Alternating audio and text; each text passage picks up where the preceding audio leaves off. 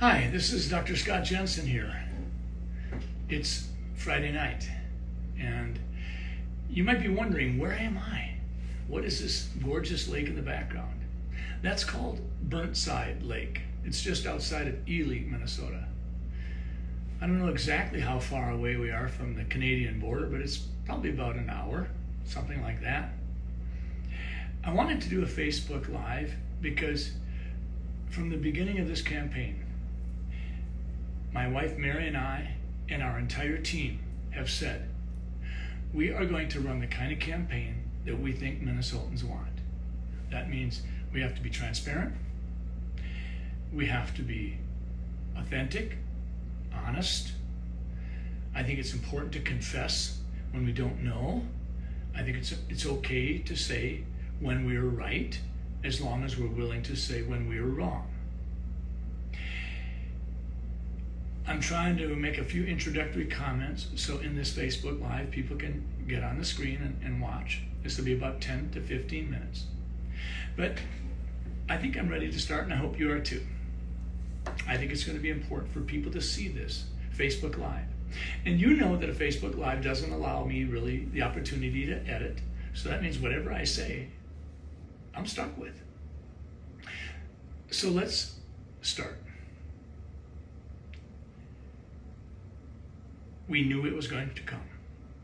I have told you before, if they can do it to me, they can do it to you. And Governor Walz is doing it to you right now. What am I talking about? His campaign. He now has laid out his strategy. And what is Governor Walz's strategy for the campaign between him and I? Well, he's demonizing me. He's coming out, and I believe he spent more than $1 million recently on a TV ad campaign. And he's saying that I'm extreme and that this, and this are happening. Well, let's dissect that just a little bit. He's saying I'm extreme. He's saying that I am going to take away someone's abortion rights. I have made it clear. Incest and rape are acceptable exceptions. I've also made it clear that the most important thing that is, if the pregnant woman's health, mental or physical, is endangered, this is not a matter for the legal courts. This is for private decision-making between a patient and a physician. But more importantly, abortion is not on the ballot in November. And Tim Walz knows that. But it's sort of the only issue he's got. And so he's trying to scare people. He's saying that Scott Jensen and Matt Birk are hell-bent on doing something about abortion. Well, folks, in 1995, the Supreme Court in Minnesota, in the Doe v. Gomez case, ruled that Minnesotans are assured access to abortion. And that is constitutionally protected.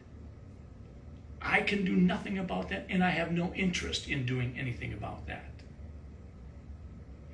If limits are to be placed, Minnesotans can do that whenever they want, when the legislature decides to put something as a constitutional ballot, a constitutional amendment. But Matt Birk and Scott Jensen are not interested in making abortion illegal. We are interested in being pro-life.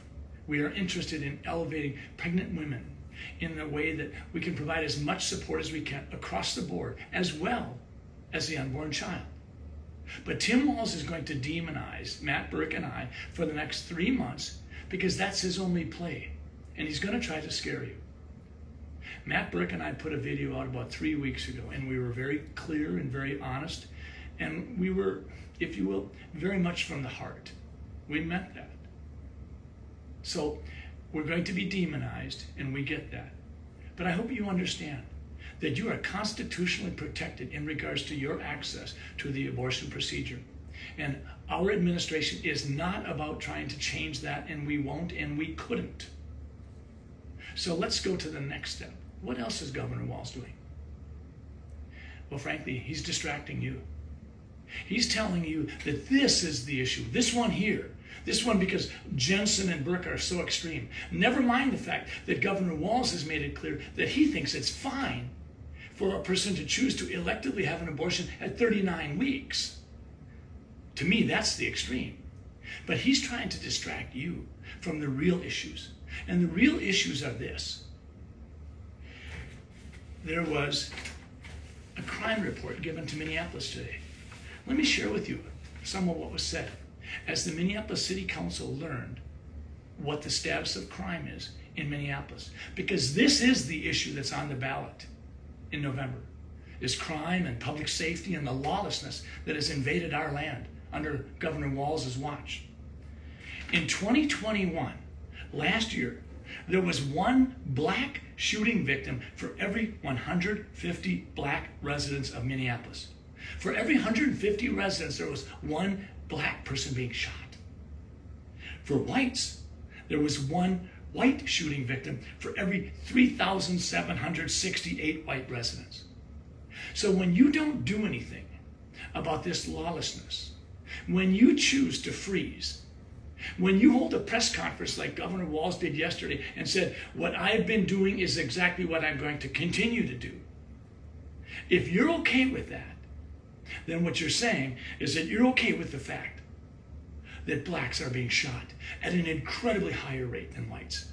And that when you say it's okay, as far as I'm concerned, you are being, at the very least, racially insensitive. What else did that report say? It said that in 2019, January of 2019, when Governor Walz was sworn in, the number of carjackings we had that year was 53. In 2022, not done yet, 328. That's up over 500%.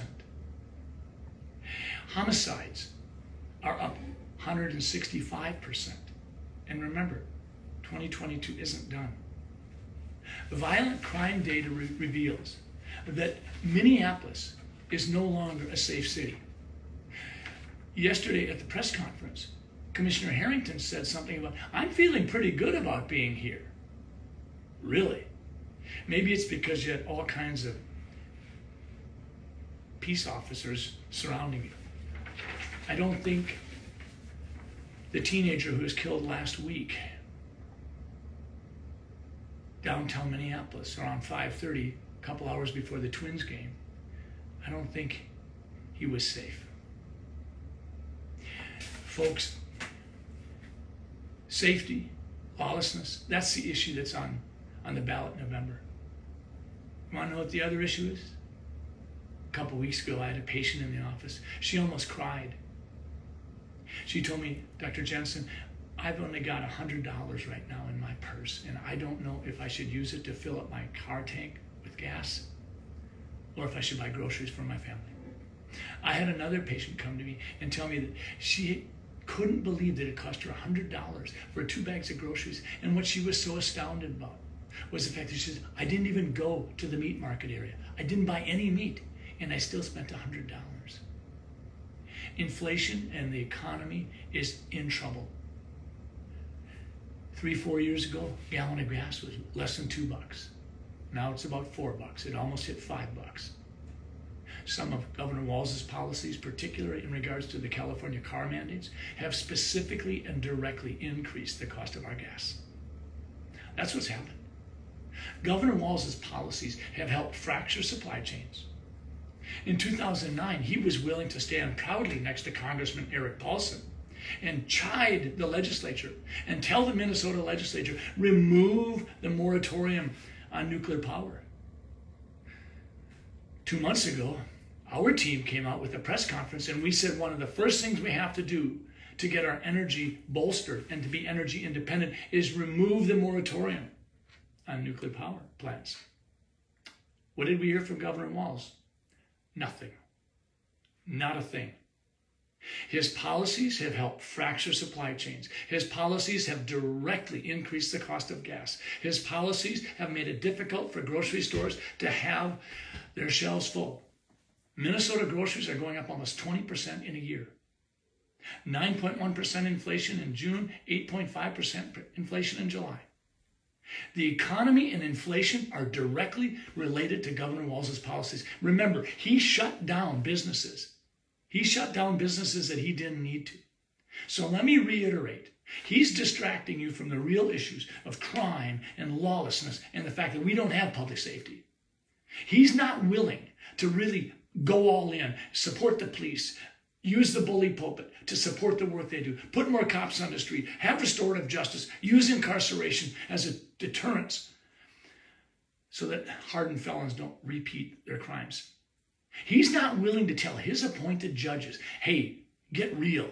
You've got mandated minimum sentences, use them.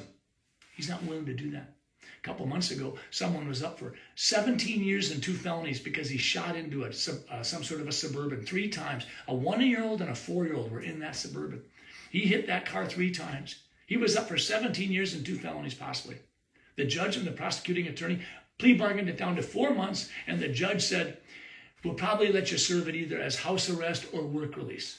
Wow, what a deterrent that is. Honestly, folks, those are 2 humongous issues. But we have a third issue, and that's what have we done to our kids? What have we allowed our public education system and our teachers union to do to our kids?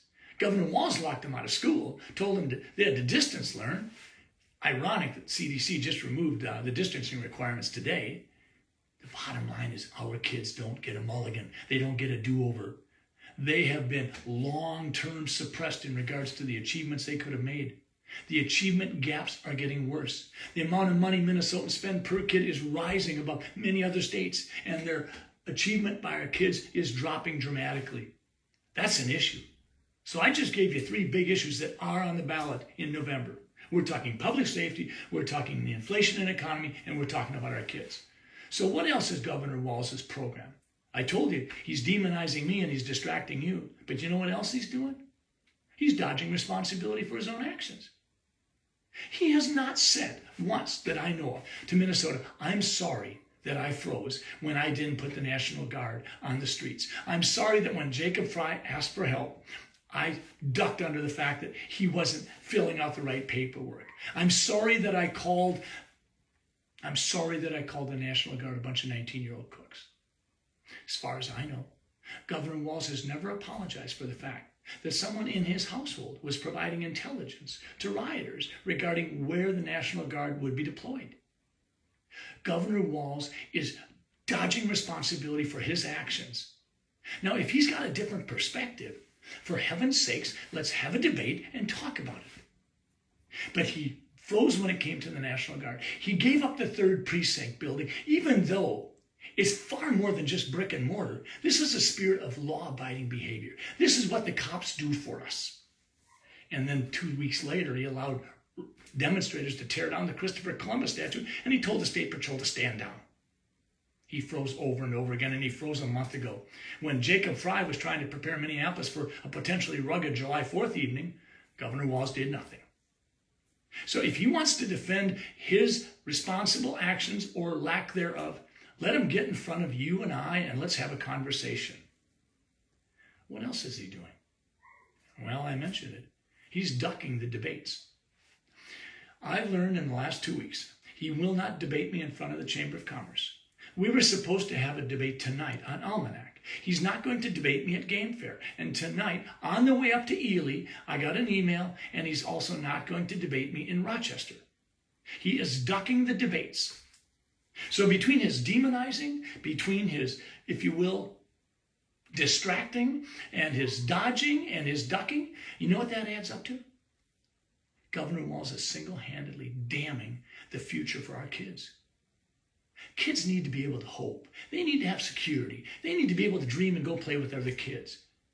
They are being, in our schools, indoctrinated with critical race theory. They're being hypersexualized with tripe that shouldn't be happening. I've come out and said, I think that we should have student choice. Governor Walz says, the teachers union is what tells me what my educational policies will be. So folks, it's a Friday night. I'm up here in Ely for the next 72 hours, or thereabouts. We're going to visit 10 different cities. We're going to be in International Falls and Grand Marais and in Ely and Rainier and Roseau, and we're going to try to get to War Road, and we're going to get to Tower and to Cook. We're doing everything we can to have an honest conversation with you. I understand. He's got so much money, he's going to demonize Matt, Birk, and I. And if you fall for it, it's on you. He's trying to distract you. What's on the ballot in November, without question, is public safety, our economy and inflation, and what have Governor Walz's policies done to our children. They're being damned by his policies, and he won't get in front of you and have the conversation that you want to have. So my friends, I'm going to travel the north, I'm going to travel the south, I'm going to travel the east, and I'm going to travel the west. I'm not a politician. I'm just a guy who's a family doc, and I am very, very concerned about the path Minnesota's on. I want Minnesota to be the bright shining star of the north. I want Minnesotans to quit paying Social Security tax twice, and I want Minnesota to have that big, bold conversation. How do we get rid of our personal income tax? There's so much we can do. We can be so much better. But if you choose to let Governor Walz distract you, it's on you. I'm going to do my best, and that's all I can do. So thanks for listening.